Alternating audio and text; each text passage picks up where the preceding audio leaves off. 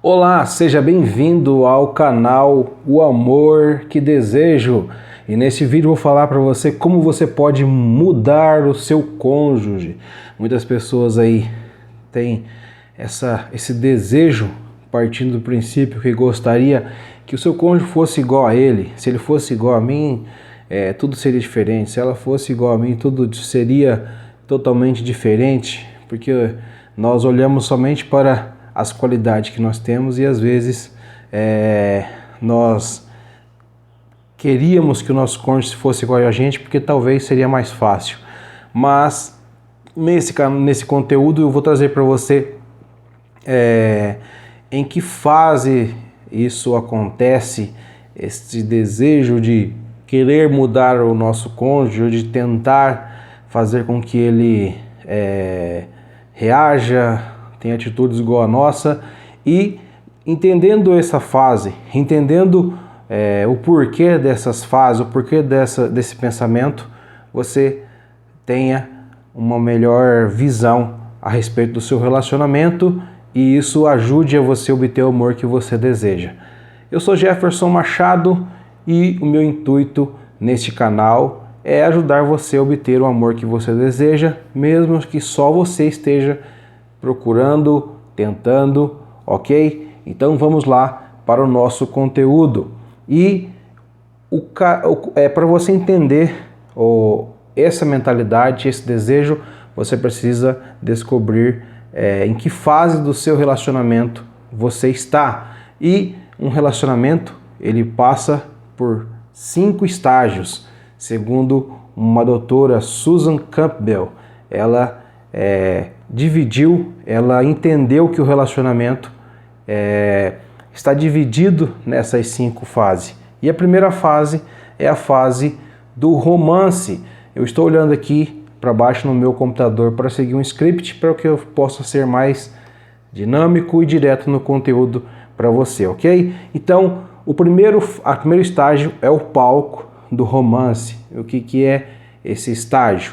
Nesse estágio, a gente é motivado por fisiologicamente por alguns hormônios que nos induz a querer estar com a pessoa. Alguns especialistas chamam que é a fase do vício em drogas e que a única diferença de estar apaixonado e viciado numa droga é que estar apaixonado é legal. Por quê? Porque da mesma forma que libera dopamina, endorfina, serotonina, ocitocina no nosso organismo quando a gente ingere alguma droga, é a mesma forma quando nós estamos apaixonados. Nós estamos estimulados ali fisiologicamente e nós queremos estar o tempo todo com aquela pessoa, nós queremos estar o tempo todo ali recebendo aquele prazer, aquele estímulo de estar com aquela pessoa. E esses estímulos nos cegam. Tudo pra gente é rosa, tudo pra gente é bonito, tudo pra gente é perfeito naquela pessoa. E nós só enxergamos os pontos positivos que ela tem. Isso é explicado por alguns especialistas que é até um estímulo da natureza, eu creio que é criado por Deus, por eu acreditar em Deus, que é uma ajuda aí para nós nos unirmos, né? Segundo o especialista, a natureza nos faz isso para nós unirmos, complementarmos algumas capacidades e incapacidades que nós não temos. Por exemplo, uma pessoa que é mais analítica se casa com uma pessoa mais influente, com uma pessoa que se comunica mais, uma pessoa menos extrovertida casa com uma pessoa mais extrovertida para complementar aquilo que ela não possui. E complementando assim, elas têm maior poder no mundo, maior poder na natureza de sobrevivência. Olha que interessante. Então, essa fase, como eu disse, ela é motivada por ocitocina, serotonina e dopamina. E esses são hormônios, às vezes chamados hormônios do prazer ou do amor. E é interessante você entender porque isso tudo é inconsciente. Você não está consciente desses hormônios, dessa sensação. Está consciente da sensação, mas que ela é motivada fisiologicamente. E nessa fase a gente experimenta o amor imaturo e a gente às vezes tende a comparar o nosso relacionamento quando a gente chega numa outra fase que eu vou chegar adiante com essa fase. né? A gente vê e essa crença também é até criada por filmes de Hollywood, românticos, apaixonantes, em que tudo é lindo, em que o casal ele termina ali né, onde tudo é flores, e isso cria essa sensação ou a crença de que se meu casamento ele tem problemas, se meu casamento não está certo, então nós somos incompatíveis, nós não damos certo um com o outro, nós não fomos feitos um para o outro. E esta fase, esses estímulos fisiológicos, eles duram de 2 meses a 2 anos. E quando passa esses estímulos, a gente acorda em um dia e está com uma pessoa totalmente diferente daquela a qual nós enxergávamos ou víamos na nossa percepção ali apaixonado. E depois de nós não conseguirmos obter esses estímulos, a gente passa então a querer receber de uma forma, como que se fala? A gente tenta buscar de uma forma impositiva. Reagir, a gente entra no estágio da luta pelo poder. Então, só recapitulando, o estágio o estágio do aumento são 5. Então eu falei o primeiro, que é do romance, o segundo, que é a fase da luta pelo poder, que é onde nós encontramos o que o especialista diz que é a ressaca do amor, que passa aqueles estímulos, aquela sensação boa, aquele mundo cor-de-rosa em que tudo era perfeito, e agora nós caímos em si. E nessa ressaca do amor, nós conseguimos identificar ou ver as imperfeições, o que aquela pessoa não tem de qualidades, as más qualidades daquela pessoa, e com isso nós começamos a lutar para que aquela pessoa venha ser aquilo que nós idealizamos quando estávamos apaixonados. E é interessante que a maior porcentagem de divórcio ela se encontra nesse estágio, entre 3 a 4 anos, porque pelo fato de nós brigarmos, de nós lutarmos para conseguir que aquela pessoa se torne aquela pessoa que ela era antes, então aquela pessoa se sente acuada, ela se sente criticada, ela se sente desrespeitada, e um ao outro, né, numa luta ali de disputa, de palavras, de críticas, de xingamentos, às vezes, elas não conseguem conviver juntas. E depois a gente tenta mudar para que aquela pessoa volte a ser o que ela. Por isso que fala que é luta pelo poder, nós lutamos pela força, nós queremos forçar aquela pessoa a ser aquela pessoa anterior, que nós casamos, aquela pessoa perfeita, linda, que nos causava um alvoroço ali de sentimentos, que nós achávamos que era realmente o amor, né? Então, a gente entra num estágio que o especialista, um coach muito conhecido, Bruce Muzik, ele fala que nós entramos numa luta como a chuva de granizo e a tartaruga. O que é isso? Quando a gente entra nesse estágio, a gente começa a lutar de forma inconsciente ou reativa, que é através dos gatilhos. Por exemplo, o meu marido não levou o lixo que eu pedi lá fora, ou minha esposa, o meu marido, quando chegou do trabalho, não me deu um beijo, não me abraçou, chegou de cara feia. Então isso é um gatilho, é o que desperta, né, a luta, que desperta aquela desavença. Então a gente se comporta ou como uma tartaruga ou como uma chuva de granizo.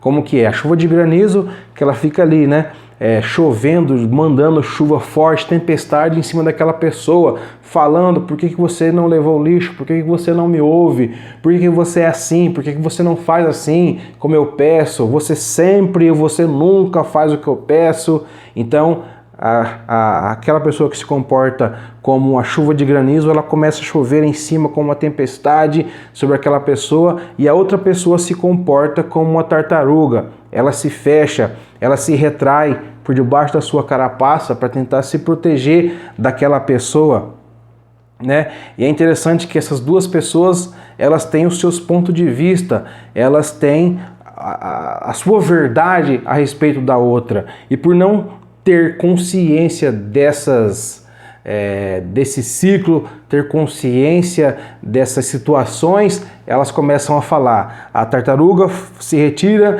e fala que a chuva de granizo, ela é controladora, ela é possessiva, ela é emocional, dramática demais, e a chuva de granizo fala da tartaruga que se retira, que se retrai.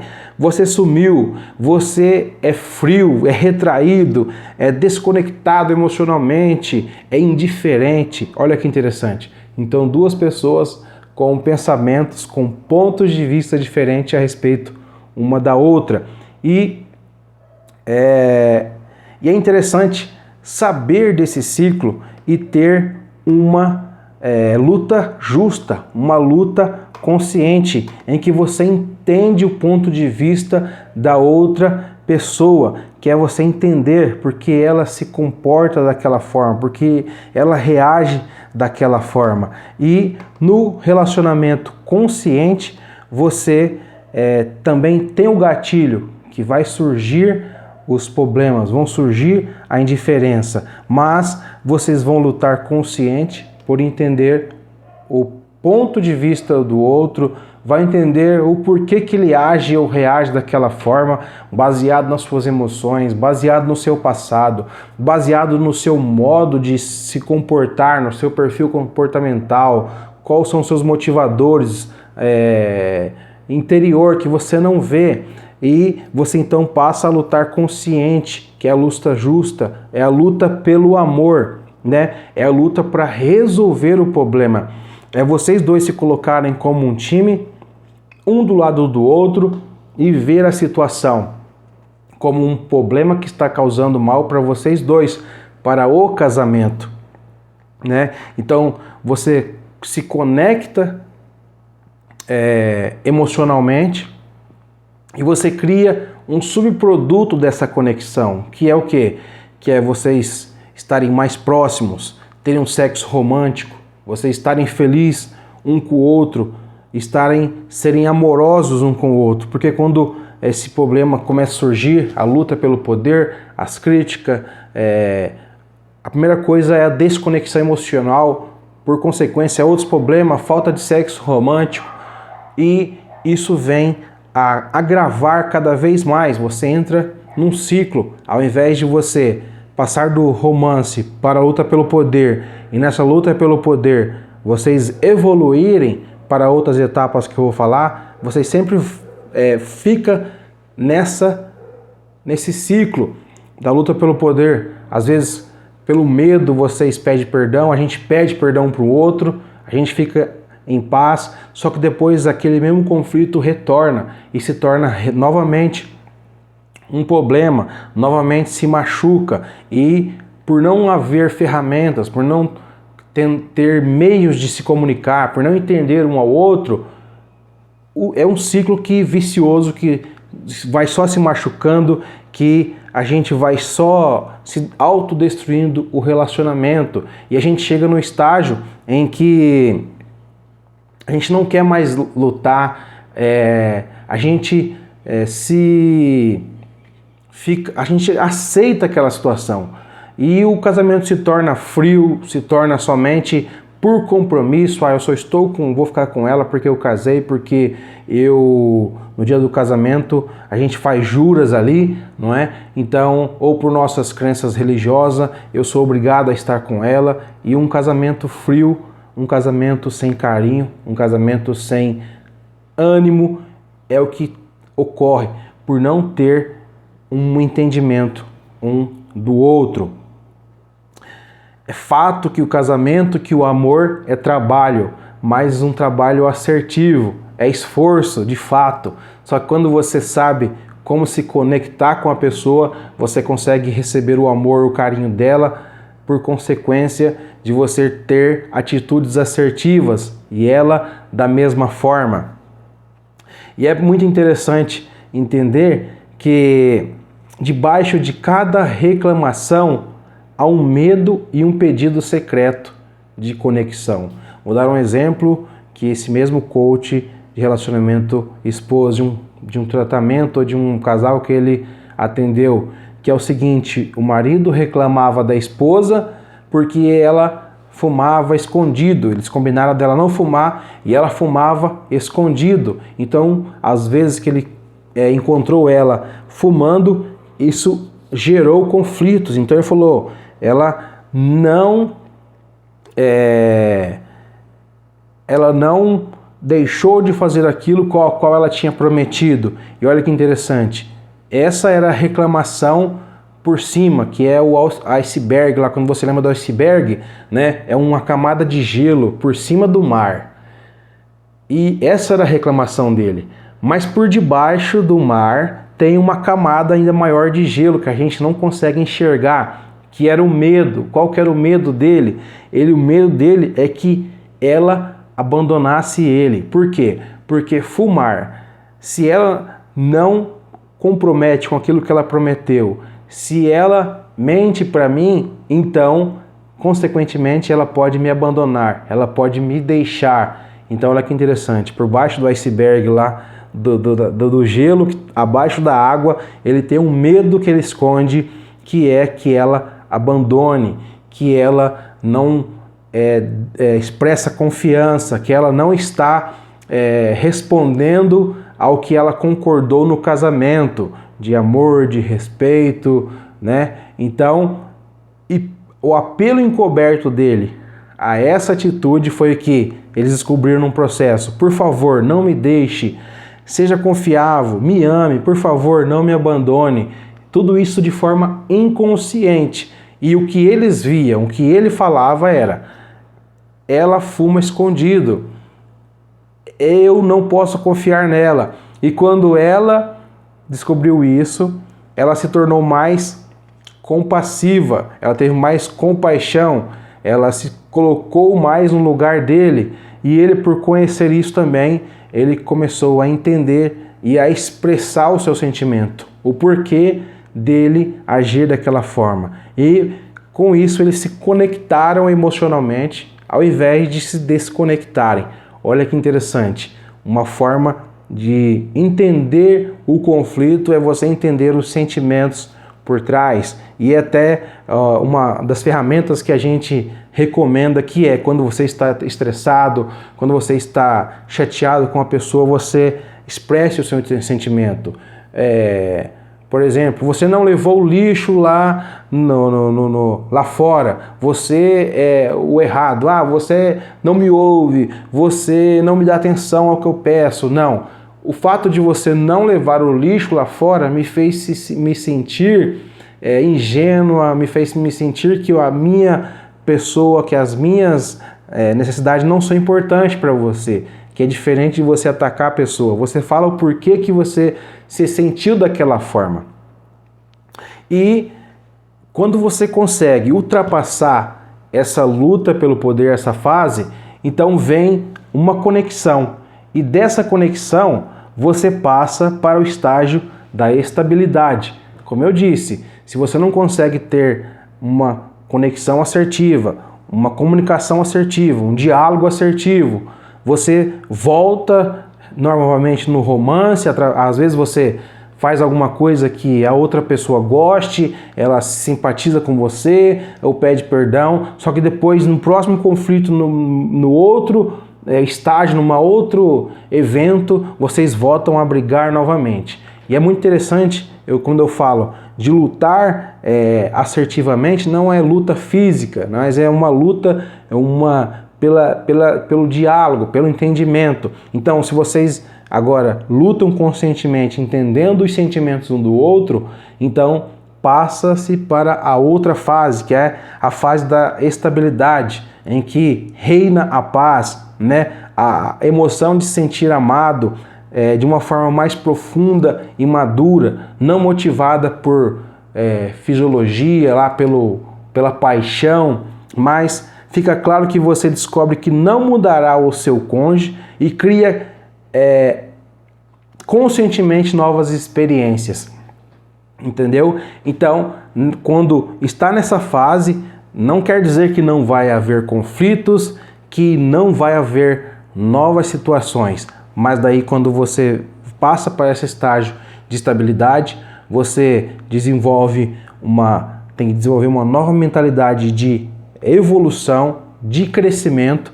Então você passa para a próxima fase do compromisso, e é interessante que essa fase do compromisso não tem a ver com você se casar. Essas fases podem ocorrer na pessoa que está namorando, ou a pessoa só que se juntou ali, né? O correto é que nós viemos a ter um compromisso do casamento, mas essas fases não estão relacionadas somente com o casamento em si. Ela acontece com pessoas que estão namorando, que noivou.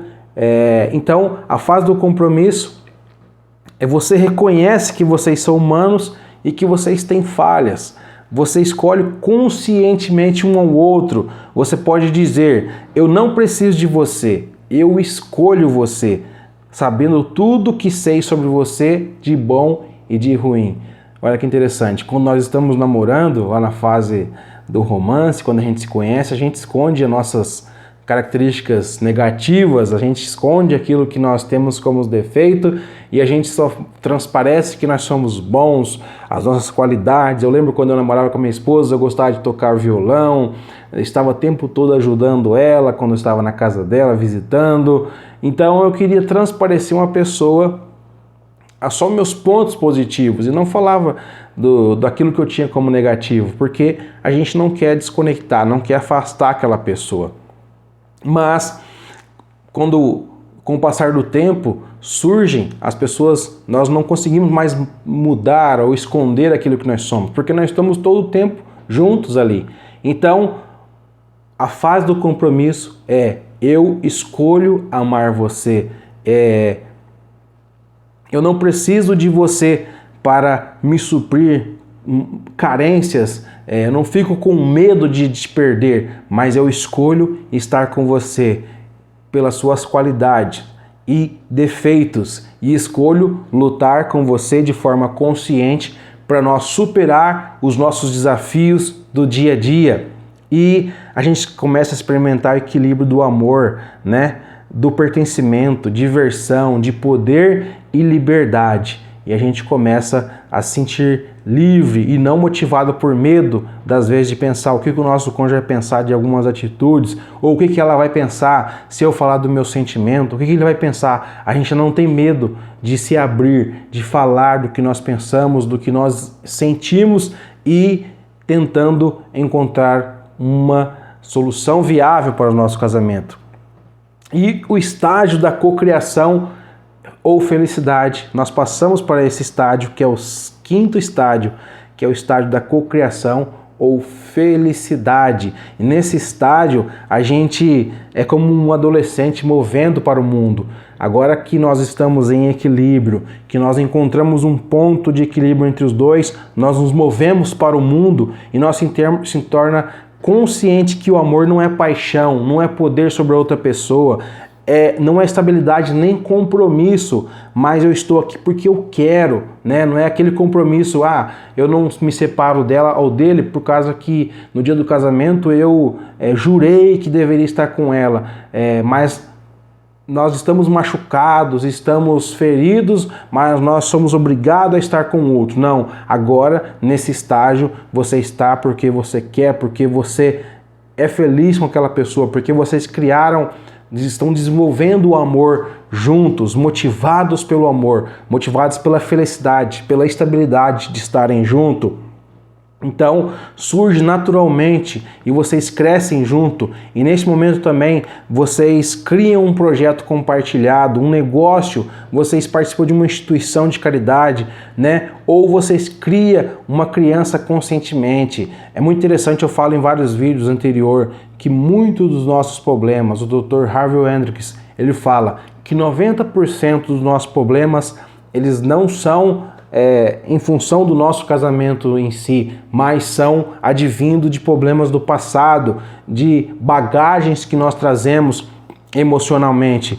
Então, quando você entende o seu cônjuge, a você mesmo, as suas emoções, você cria o seu filho mais consciente, dando amor para ele, dando afeto, tentando suprir algumas carências que as crianças têm e, por consequentemente, ela vai ser uma criança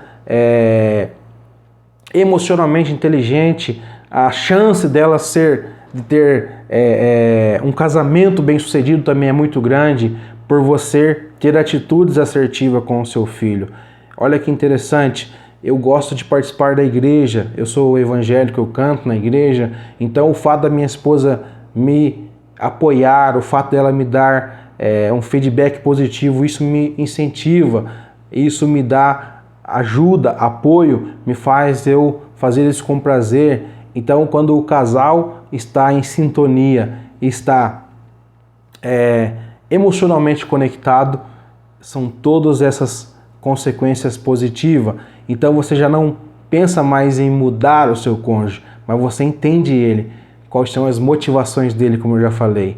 E por isso, o seu casamento, ele tem uma chance enorme de você obter o amor que você deseja cada vez mais, ok? Espero que eu tenha ajudado você com esse conteúdo. Se você gostou, comente, compartilha, inscreva no nosso canal e até o próximo vídeo, se Deus quiser. Tchau, tchau!